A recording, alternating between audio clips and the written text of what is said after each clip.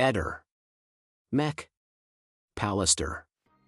A quasi 4 anni dalla morte di Liliana hai cambiato idea apparentemente decine di volte. In realtà sappiamo benissimo che tu hai sempre puntato sul suicidio. Guarda, sono passati 3 anni e 9 mesi e siamo sempre lì, al punto di partenza. Ancora oggi non sappiamo cosa è successo a Liliana. Io sono sempre stato un po' come un po' tutti, ancora oggi non si sa se sia suicidio, si parla di omicidio, non lo so.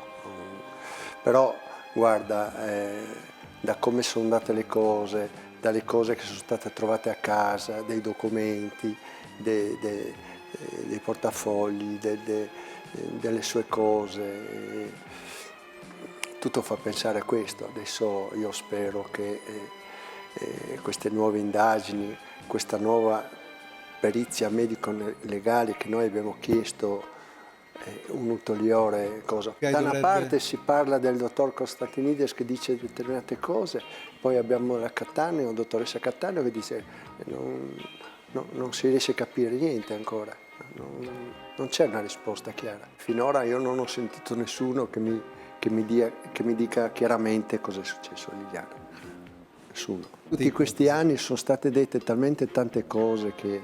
La sera prima della scomparsa di Liliana il tuo telefono si spegne a 1 chilometro dalla Galleria Rossoni e quello di Liliana si ferma a 170 metri dalla Galleria Rossoni.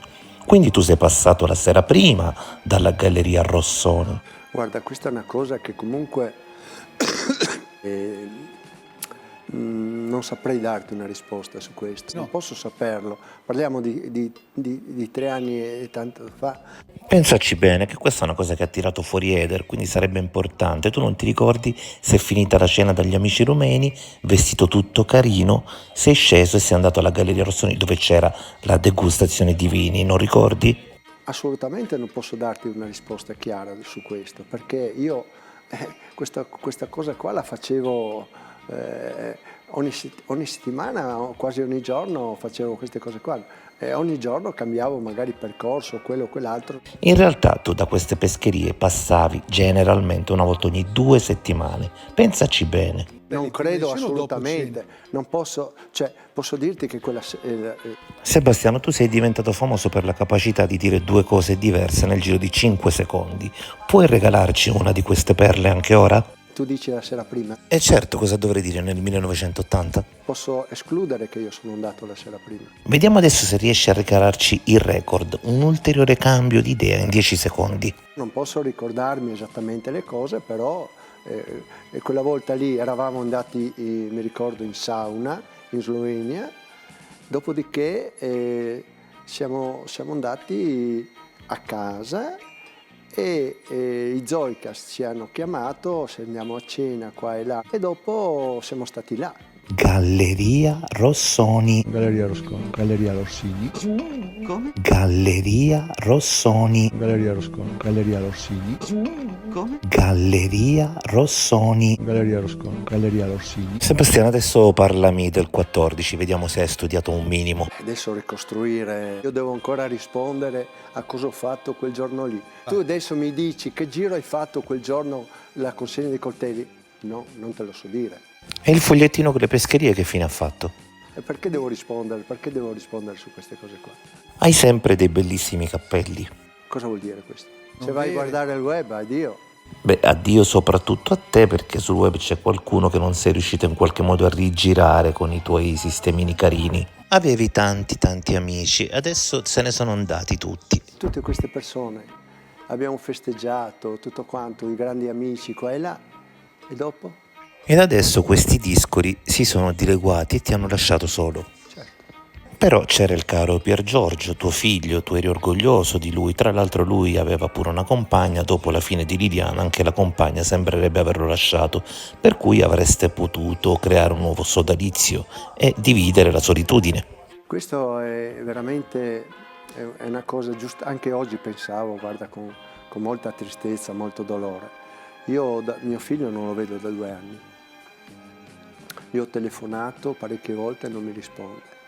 Lui è stato messo dentro in questa storia in maniera veramente orrenda, da certe persone e non hanno avuto rispetto verso di lui e praticamente lui si è chiuso e basta. Io ho parlato molte volte con la sua compagna e mi ha detto guarda sta vivendo un momento molto difficile e non vuole vedere nessuno, non vuole parlare con nessuno e questo mi fa molto male. Mi manca molto perché avrei tanto bisogno di lui, no? E purtroppo è così. Sì, è arrabbiato perché in questi anni ci sono state molte illazioni che hanno riguardato lui, si è detto che lui ti aveva aiutato nel piano diabolico o che addirittura era stato lui e lui giustamente si è arrabbiato adesso con te.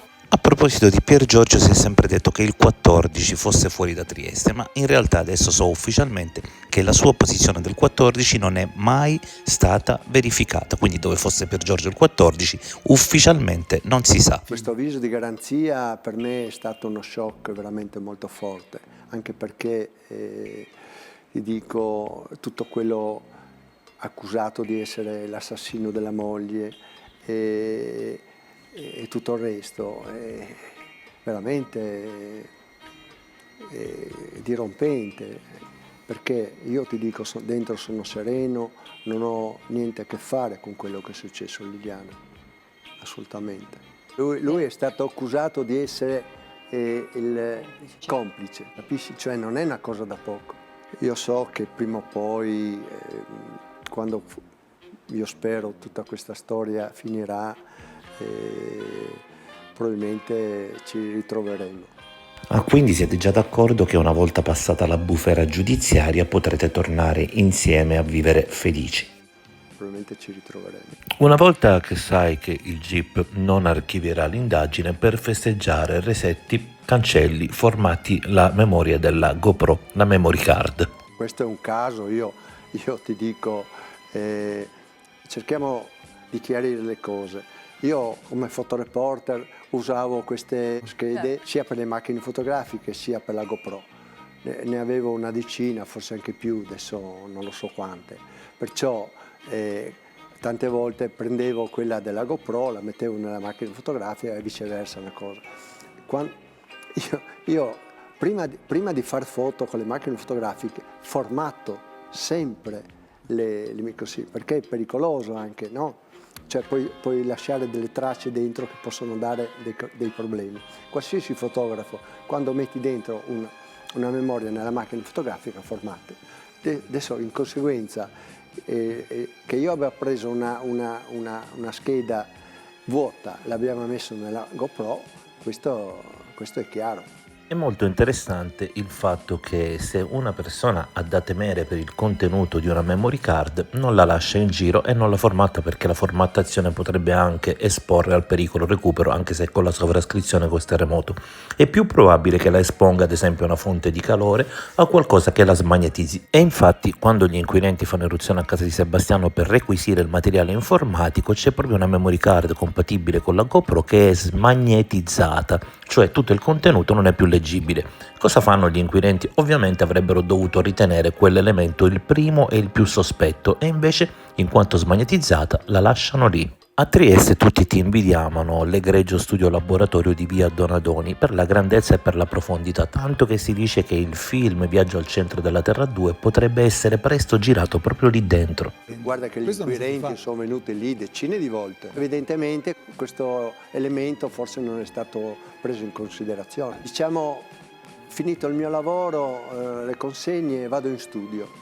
Io lo chiamo studio. No, dovresti chiamarlo egregio studio. Questo studio è fatto in due scompartimenti, no? La parte finale in fondo è dove ha rotto le cose. macchinario. Non è solo questo il lavoro della filatura, perché bisogna pulire i coltelli, asciugarli, affilare. Beh, però grazie alle elevate temperature della camera magmatica i coltelli possono vedere la loro lama sciogliersi e quindi è molto più semplice il lavoro di affilatura. È tutto un iter che comunque i consumi energetici in quelle 3 ore ci sono, non sono forti, non sono Quindi probabilmente il tuo telefono si spegne per 3 ore perché è il magma a sovraccaricare i circuiti. Dipende dal punto dove i telefoni, io se me li tengo in tasca, c'è freddo, e vado in laboratorio, in questo studio, e ho 12-13 gradi dentro, io i telefoni me li tengo in tasca. Quindi in pratica hai dei vestiti schermati. Come abbiamo visto nei video precedenti, ci sono 4 elementi che collocano un buco nella mattinata di Sebastiano fra le 9 e le 11, ma ce n'è un altro importantissimo che uscirà a giorni. Sebastiano, quindi Liliana si è suicidata? Assolutamente no, io molte volte mi sono chiesto, tornando indietro con l'orologio, se avrei potuto vedere o intuire o capire che magari Liliana si trovasse in un momento di disagio, di qualcosa, non lo so. A distanza di tempo dico, io a questo punto penso che Liliana si sia suicidata a questo punto, perché io non credo. Liliana era sempre così, nel senso non riuscivi mai a capire se andava bene o non andava bene o aveva qualche problema. Lei parlava pochissimo, sorrideva, faceva, dopo un momento era così, era colà. L'unica foto che ritrae il signor Sterpin e Liliana è una foto che ho fatto io. Non ci sono altre foto. C'è un avviso di garanzia per omicidio, ditemi voi. Però Claudio Sterpini in testa aveva il cappello piumato, quindi tu potevi essere geloso di questo. Geloso di chi? Sta scherzando? Assolutamente no. Cioè noi eravamo molto tranquilli, sereni, non avevamo nessun segreto, ne parlavamo se c'era qualcosa. Questa storia di Sterpin evidentemente, a mio avviso, non è una storia d'amore, assolutamente, perché non ci sono prove, questi messaggi che lui starnazza qua e là di Liliana sono una forte amicizia. Il fatto del mio cambiamento, tu devi pensare che a me, quando è scomparsa Liliana, per settimane veniva la questura a casa mia a dirmi ha lasciato qualche lettera, qualche cosa, Liliana, qua e là. Io veramente ero sconvolto di questo, perché mai più pensavo tutto questo. Oggi, guardando le cose, ascoltando le cose, vedere le cose che vengono dette qua e là, secondo me, diciamo, lei si è trovata in una situazione che magari forse un giorno sapremo, e evidentemente avrà fatto una sua scelta. Più le cose si mettono male, più cerchi di fare credere che Liliana si è suicidata, e a questo punto io credo che prima o poi arriverai anche a dire che quella lettera di addio l'aveva sì lasciata e che tu non avevi detto niente per non screditarla. Ne ho sentite talmente tante da Sterpin che può dire quello che vuole. Claudio, tu e Liliana non vi siete mai persi di vista, ma questa relazione, la vostra, quando ha ripreso nettamente quota? Ma è ricominciata seriamente dopo che io sono rimasto vedovo, è chiaro, perché prima eravamo sposati tutti e due. Prima facevo l'amante, ecco, dopo facevo l'uomo numero uno, è un poco diverso. Sebastiano era sulla carta il numero uno. Intanto loro non erano più marito e moglie da almeno 5 anni, per detta sua, per capirci. Era amore da 40 anni. Tempo fa hai parlato di Decamerone. Che cosa facevi tu con Liliana quando eravate insieme? Di tutto, di più. Cosa fanno due innamorati quando si trovano? Domando. Io con Liliana facevamo l'amore guardandoci negli occhi, uno da una parte e uno dall'altra della tavola del mio soggiorno. Mi ha detto più di una volta: non posso lasciare Sebastiano in braghe di tela. Aveva lasciato una moglie e 2 figli grandi, adulti, per venire via con lei. Insomma, lei si sentiva in qualche maniera in colpa di questo, è chiaro. Cercava un appartamento più modesto per Sebastiano. Per sé aveva l'appartamento, era il mio. Lei tagliava il discorso quando parlavamo di Sebastiano, per il fatto che lui aveva tante di quelle donnine che metà basta, per cui se lei aveva uno chi se ne frega. Primo, questo succedeva da anni. Tutto quello che ha detto, da cominciare da tutto. Lui non ha detto una verità che sia una, insomma. Prima e fra tutti, appunto, il fatto che non sapeva chi sono, tutte quelle cose, non sapeva della nostra storia. Lui lo sapeva meglio chiunque altro probabilmente. Lui sa tutto quello che è successo a Liliana, sarebbe ora che si lavi la coscienza e ce lo dica. Guarda, quando sento queste cose qua, ti dico, è una mancanza di rispetto verso Liliana e verso di me, ma soprattutto verso Liliana, che non è qua presente a rispondere a queste cose che dice Sterpin. Anche se fosse vero, come un uomo può permettersi di dire queste cose? Spiegami tu questo. Anche se fosse vero, un uomo, come si permette a dire certe cose? Di una donna che non c'è più, capisci? Anche se fosse vero, io, per carità, è una sua opinione, però bisogna vedere se è l'opinione di Liliana, ma questo non lo sapremo mai perché Liliana non c'è più. E questa mancanza di rispetto di un uomo che evidentemente non ha un minimo di sensibilità. Io sto benissimo, vado avanti, non ho mai avuto problemi nella mia vita, assolutamente. Mi sono sempre arrangiato in varie cose, ho sempre aiutato la famiglia. Quello che dice il fratello io non posso rispondere perché sono cose sue, cioè entriamo in un territorio minato in cui oggi come oggi è meglio che le cose vadano avanti così, che dopo ognuno dice le sue cose. Lui ha le sue responsabilità, io ho le mie, perciò io facevo i matrimoni, cioè, i battesimi, tutte le cose di un fotografo l'ho sempre fatte. Hai gettato a volte ombre contro la famiglia di Liliana, ma in realtà Liliana aiutava Sergio, per cui Sergio era il primo che al di là del discorso affettivo aveva interesse affinché lei fosse viva. Questo è anche un grosso problema. Il fratello indubbiamente acquistando un appartamento che è una spesa forse troppo grande per lui, adesso non voglio entrare in merito. Quindi Sebastiano, hai detto di non avere mai avuto dei problemi. Ho avuto dei problemi, piano piano mi sono ripreso, cioè ho avuto un attimino così, anche perché fisicamente stavo male, non potevo occuparmi delle cose. Certamente io davo il mio contributo e di conseguenza eravamo felici comunque. Continua a dire che Liliana era felice e serena, ma anche che si è tolta la vita. Come fanno a stare queste due cose insieme? Bisogna distinguere le cose tra prima e la presenza di questo signore qua, evidentemente secondo me ha contribuito a... Quindi una persona incontra Sterpin e a quel punto si toglie la vita? Funziona così? Non lo so, questo è una cosa che spero di avere delle risposte. Cioè adesso come adesso, cioè intanto bisogna capire se qualcuno gli ha fatto del male, l'ha uccisa o come, quando e perché. Lei non poteva suicidarsi, abolito il suicidio, punto. È stata ammazzata, non è venuta qua ad ammazzarsi qua. In che maniera? Cioè, spiegami come uno entra qua da solo, con 2 sacchetti bianchi, 2 neri, bla bla, si prepara tutto bello, lindo, lavato ieri, e viene qua e si ammazza. Come? Tu per morire devi non respirare più. Come lo fai? Ti così, e dopo 3 minuti, quando sei senza aria, fai così. Era piena di lividi. Qualcuno li ha fatti o se li ha fatti sbattendo contro gli alberi del bosco. Lei è stata tenuta da qualche parte nuda, rivestita prima di essere portata qua. Punto.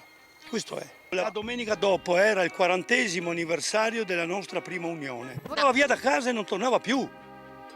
E io le ho detto un sacco di volte, ma come farai? Tu non preoccuparti, io troverò modo di dirlo a Sebastiano. Io pensavo che qualcosa gli avesse già detto. Se non glielo ha detto, probabilmente lui l'ha scoperto da solo, perché la controllava talmente bene anche sul telefono. Era determinata, era sicuramente contenta di quello che faceva, cioè era un passo per lei. Non aveva paura perché ero io alle spalle, è chiaro. E chi poteva volere Liliana morta? Lo zio, il figlio? È il marito per primo, giusto per. Io non voglio dire che lui è l'assassino, ma il mandante, tranquillo. E se non il mandante fa parte della cooperativa, è il presidente della cooperativa che ha eliminato Liliana, appunto, questo è. Lei non poteva andarsene via da casa, secondo me, l'ho già detto e lo ridico, perché probabilmente sapeva delle cose che non doveva portarsi dietro. E non è escluso che questo sia il motivo della sua morte. Un uomo dovrebbe vergognarsi di quello che dice, a prescindere dal contenuto, però parliamo di una persona che non c'è più. Mia moglie non è più, non può rispondere a queste cose qua. E se per caso fosse davvero che lei se ne voleva andare con lui? Non oso neanche pensare questo, figuriamoci, sono cose che dice lui. Secondo me questa, diciamo, amicizia, una vecchia amicizia, perché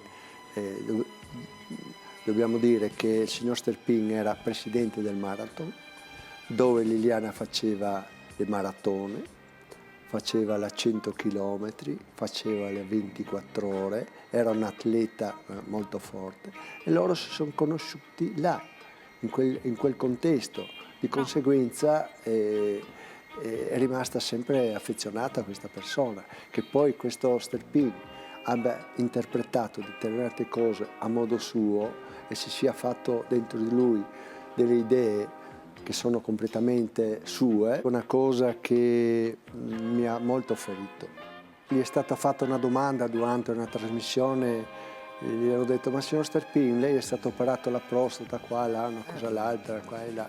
E lui fa: ma sai, con le mani si possono fare tante cose. Ha detto queste cose, ha detto queste cose. Ci sono dei limiti di rispetto. Ho detto: ma se Liliana si è suicidata, io non mi sono accorto. Non tiro indietro l'orologio e dico: ma non ho elementi, non ho mai visto in Liliana un dolore, un qualcosa. Sì, certamente sono stati momenti sia miei che suoi in cui quando ho perso mia figlia, quando è morta la mamma di Liliana, quando lei ha lasciato il lavoro in regione, si è trovata sola perché andava a trovare i suoi ex colleghi e praticamente neanche non la snobbavano, perché ormai sei fuori dal giro e così. Questi sono momenti di Liliana. Noi qua siamo... E gli oggetti di Liliana che fine hanno fatto? Li hai regalati in giro? Sono tutti lì. Non ho toccato niente, sono lì tutte le sue... i giubbotti, i vestiti, le calze, i guanti, è tutto lì, è tutto lì. Tante volte dicono: ma Sebastiano, dai, prendi la roba, la porti alla Caritas, quello, quell'altro. Io non ho il coraggio di farlo, non ho assolutamente il coraggio di farlo. Appena apro un pochino l'armadio, vedo la cosa, mi comincia a battere il cuore. Quindi tutto ciò ti funziona da defibrillatore, almeno non rischi un infarto. Veramente, perché me la sento lì, capisci? Me la sento lì. Mi riprendo, guarda, piano piano mi riprenderò, dai.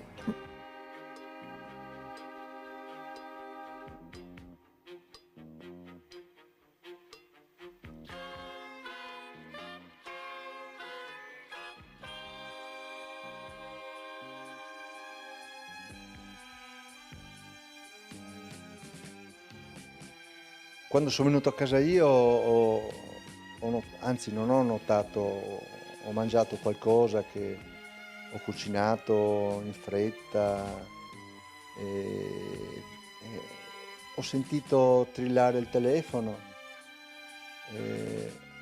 ho risposto, però non ho sentito niente, cioè non è che ho sentito pronto così e dopo ho lasciato lì. Il telefono di sua moglie, mi scusi? O il suo? No, di mia moglie. Erano qua vicino dove sono io, c'è un banchetto dove lei appoggiava il telefono. Ho pensato che avesse dimenticato i telefoni a casa, io non avevo idea che lei si fosse allontanata. E di conseguenza poi ho ripreso le mie cose. Sono andato a farmi sti giri in bici, queste cose qua, che volevo provare sta GoPro che avevo preso, che ero molto entusiasta. E un mondo che non conoscevo, perché il video per me è sempre stato un mistero, non riesco mai a venirne fuori. Sono affascinato, però non ho la competenza giusta. Ehi, non dimenticare di iscriverti a questo canale.